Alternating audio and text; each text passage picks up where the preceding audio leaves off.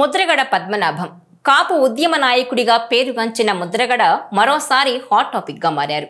ఇటీవల అధినేత జగన్ కు ఆయన రాసిన లేఖ సంచలనంగా మారింది. తనకు వైసీపీ రాజకీయ వ్యవహారాల కమిటీలో స్థానం కల్పించినందుకు జగన్ కు ఆ లేఖలో ధన్యవాదాలు తెలిపారు. అయితే 1978లో తొలిసారి ఎమ్మెల్యేగా ఎన్నికైన ముద్రగడకు మాటంటే పడరన్న పేరుంది. ఆత్మగౌరవానికి ఆయన అత్యంత ప్రాధాన్యత ఇస్తారని చెబుతారు. అందుకే రాజకీయాల్లో సీనియారిటీ ఉన్న ఆయన కీలక పదవులు మాత్రం అందుకోలేకపోయారని అంటుంటారు. గోదావరి జిల్లాల్లో ఆయనకు మంచి పేరే ఉంది. అయితే ముందు ఆయన జనసేనలో చేరతారని వార్తలొచ్చినా అది జరగలేదు. ఆ తర్వాత వైసీపీలో చేరిన ముద్రగడ పిఠాపురంలో జనసేన అధినేత పవన్ కళ్యాణ్ను ఓడించేందుకు తీవ్ర ప్రయత్నాలే చేశారు. పవన్ ఓటమి ఖాయమని ఆయన్ను ఓడించకపోతే తన పేరు మార్చుకుంటానని ఛాలెంజ్ చేశారు. ఇక ఆ తర్వాత జరిగిన ఎన్నికల్లో పవన్ కళ్యాణ్ ఘన విజయం సాధించారు. దీంతో ఆయన ముందు ప్రకటించినట్టుగా తన పేరును పద్మనాభరెడ్డిగా మార్చుకున్నారు. ఇక నుంచి తాను పద్మనాభరెడ్డి అని గెజిట్ నోటిఫికేషన్ ద్వారా ప్రకటించుకున్నారు. ఎవరు ఆయన పద్మనాభం అని పిలిచినా ఆయన మాత్రం తన లెటర్ ప్యాడ్ మీద కానీ తన సంతకం కానీ పద్మనాభరెడ్డిగానే పేర్కొంటూ ఉంటారు. అలా అధికారికంగా 7 పదుల వయసులో ఆయన పేరును మార్చేసుకున్నారు. తాను మాట అన్నాను కాబట్టి చేస్తాను అని తన పేరు చివరన రెడ్డి అనే ట్యాగ్ను తగిలించుకున్నారు. తాజాగా ఆయన జగన్కి రాసిన ఆత్మీయ లేఖలో కూడా ముద్రగడ పద్మనాభరెడ్డి అని రాసి సంతకం పెట్టారు. దీన్ని గోదావరి జిల్లాల్లో ఉన్న కాపు సామాజిక వర్గం నాయకులు, ప్రజలు, ఆయన అనుచరులు సైతం సహించలేకపోతున్నారట. కాపుల కోసం పోరాడి వారి కోసం రాజకీయంగా తన పదవులను సైతం వదులుకొని నిలబడిన ముద్రగడ సొంత కులాన్ని పక్కన పెట్టి మరీ రెడ్డి ట్యాగ్ తగిలించుకోవడం ఏంటని ఆవేదన వ్యక్తం చేస్తున్నారు వారు. ఏదో ఆవేశంలో ఆయన ఎన్నికల ఫలితాలు వచ్చిన తర్వాత పేరు మార్చుకున్న ఈ 10 నెలల కాలంలో కూడా ఇదే విధంగా వ్యవహరించడం ఆయన తీరులో మార్పు రాలేదనడానికి నిదర్శనమని అంటున్నారు.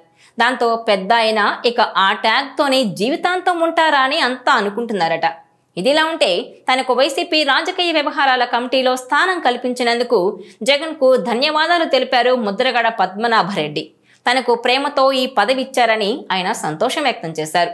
ఇక తన మీద ఇంత పెద్ద బాధ్యతలు పెట్టడాన్ని స్వాగతిస్తూనే జగన్ను తిరిగి అధికారంలోకి తెచ్చేలా తన శక్తి వంచన లేకుండా కృషి చేస్తానని హామీ ఇచ్చారు.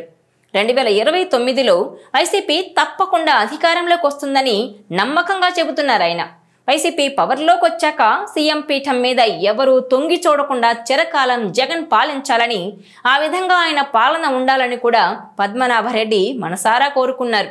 అయితే ఇప్పటికే వైసీపీ కీలక నేతలు తలో దిక్కుకు వెళ్లిపోయారు.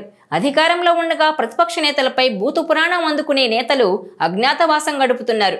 మరికొంతమంది కేసుల భయంతో సైలెన్స్ మెయింటైన్ చేస్తున్నారు. ఎన్నికల సమయంలో వైసీపీకి కాపు సామాజిక వర్గం ఓట్లు మలపాలని విఫలయత్నం చేసిన ముద్రగడ కూడా ఇప్పటి వరకు సైలెంట్ గానే ఉన్నారు. ఈ నేపథ్యంలో ముద్రగడ కూడా ఏమైనా మనసు మార్చుకుంటారేమో అనుకున్నట్టున్నారని, అందుకే వైసీపీ పొలిటికల్ అడ్వైజరీ కమిటీలో ముద్రగడకు స్థానం కల్పించారన్న అభిప్రాయం వ్యక్తమవుతోంది. మరోవైపు పార్టీ అధికారంలోకి వచ్చేందుకు కృషి చేస్తానంటున్న ముద్రగడ సూచనలను అసలు పీఎస్సీ పరిగణలోకి తీసుకుంటుందా అన్న అనుమానాలు వ్యక్తమవుతున్నాయి. ఎందుకంటే వైసీపీకి అన్ని తానై వ్యవహరిస్తున్న సజ్జల ఉండగా జగన్ మరొకరికి ప్రాధాన్యత ఇవ్వరని అంటున్నారు.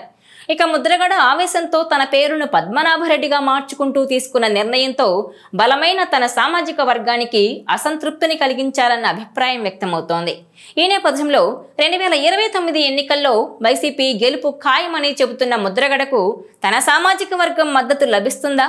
తన పేరును వదిలేసి చివరన రెడ్డి అన్న ట్యాగ్ తగిలించుకున్నందుకు ఇప్పటికే అసంతృప్తితో ఉన్న వారంతా ఆయన వ్యతిరేకించే అవకాశం లేదా అన్నది ఇప్పుడు హాట్ టాపిక్ గా మారింది.